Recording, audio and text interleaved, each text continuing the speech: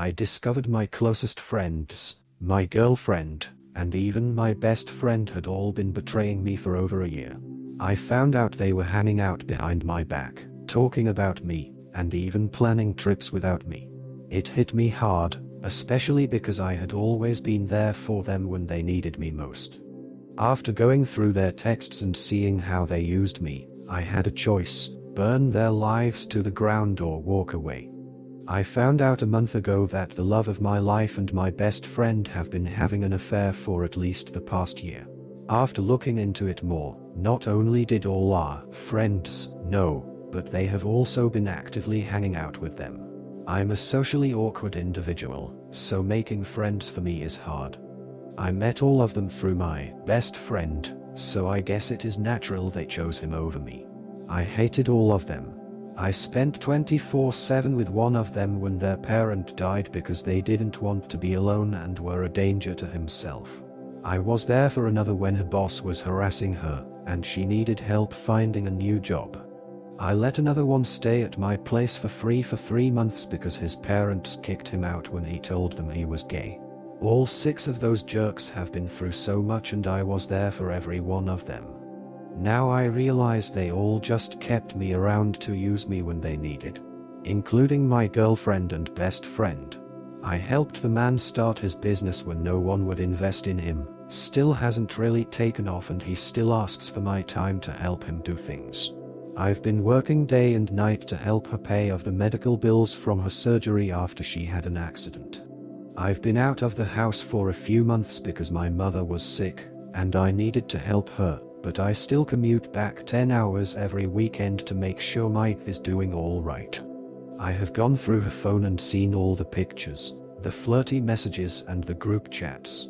All of them planning outings, meetings and whatnot. I have seen the disparaging messages about me, the I love you, and them basically flip-flopping between still loving me, leaving me, not wanting to hurt me anymore, and then realizing they need me.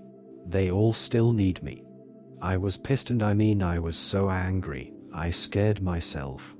The thing about being the go-to guy for help and being the quiet one is that people trust you.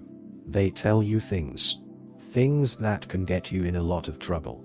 I spent the past month preparing my plan, getting everything in order to absolutely implode their lives in a way you can never recover without someone altruistically helping you out, but who will help them? Not me, and they can't ask each other because they will all be in the same damn boat. Everything was ready. I had pictures, videos and text logs. The lease would have been up in December, and I wasn't renewing that. I have a new job lined up which would pay less, but I know I will enjoy. All my main items were out and the rest I didn't care for. I pretended to go out to my mom's. I waited an hour and came back. I could see them through the windows, him and her cuddling and kissing while they all sat around chatting like it's a regular day. I took a picture of that scene. I was ready to send the texts and emails, basically ready to set their lives ablaze. I couldn't. No matter how much someone has hurt me, I can't be responsible to ruining someone's life. Sure, they did the things, and I was just unearthing them. It would still have been my decision that burned them all, and there would have been collateral damage to people who did nothing. I had come this far and had to do something, so I just sent the picture in a group chat and looked in. One by one they checked the message and started panicking, I guess. One of them finally spots my car and I see them all look at me. I don't know what was going in their heads. Was it panic, regret, guilt, sadness? Who knows? I started my car, and as I started driving off, my ex came out barefoot in the cold, moving as fast as she could in her state. I don't know if she was crying because of guilt or regret, but I didn't care. I drove off to my mom. They called me a bunch of times and sent me thousands of messages. I used to read all of them, and with each one, I felt less for them. It went from asking to forgiveness to anger to groveling, basically to questions about how they will do the things I used to do for all of them. I don't care. I'm getting a new number on Monday. I still get a new sobbing voicemail from my ex every 20 to 30 minutes asking for me to come back. I get texts my ex-best friend to come back and beat him up, that he would sell everything he owns and give it to me. My friends apologizing for their parts and wanting to be pals again. I don't know what drives this, but they know I've read some of them. I think I'm over it. I don't feel angry anymore and I feel happy I didn't do what they did to me. It would have never been satisfying for me. Update 11 months later. Hi everyone. I happened to remember this account, so I decided why not update you all. First of all, my mom is doing much better and is preparing for a 5K. Her goal is to complete one by 2025. Thank you for all your well wishes. I would like to tell you everything with me is going great and I'm doing amazing. That my ex-friends and girlfriend are doing terribly and are destitute. Life isn't a movie or a storybook, and things don't work out the way we would like them to. But it can get pretty close to one. I am doing amazing. My new job has been one of the most fulfilling experiences of my life. Since I stopped paying for unnecessary medical bills and rent for a place I never really cared for, I've saved up so much money. I decided to finally invest that money in something worthwhile. Myself. I didn't hit the gym or anything, but I did get some work done on my teeth. They had some minor discoloration. When they shaped it for a crown and removed the layers, it looked like it was painted with Pepsi or something. It was a boost in confidence. I started buying more and more clothes and building outfits. I started anti-anxiety meds which have brought me out of my shell. I feel so much better. I met someone a few weeks ago. We've just been talking through text and it seems to be going well. I don't really know what's going on with the people I left behind.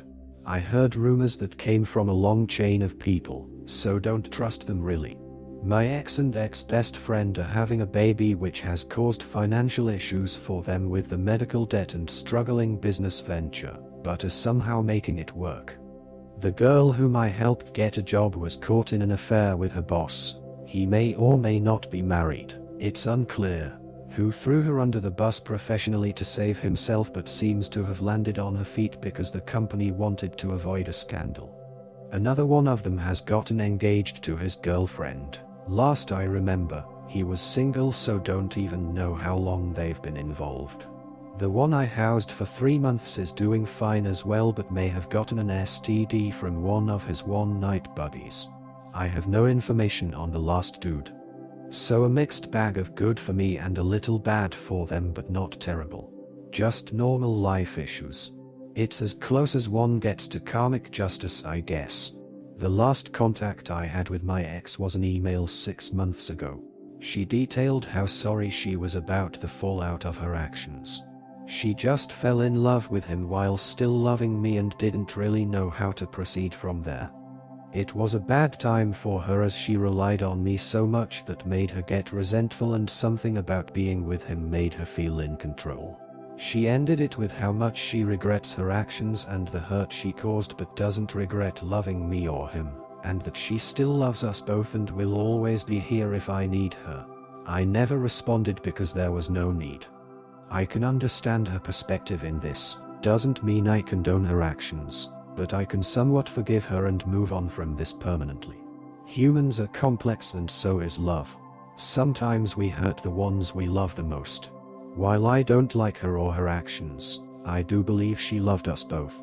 She doesn't seem to have any reason to lie.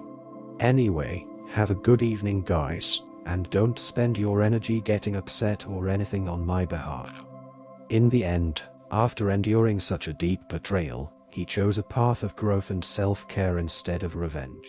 Walking away from the people who hurt him, he found peace in focusing on himself, improving his mental health, building his confidence, and starting a new chapter in life. Though the people who betrayed him now face their own struggles, his story isn't about their downfall, but about his personal victory. By moving on and investing in his own happiness, he came out stronger and learned that sometimes, the best revenge is simply thriving.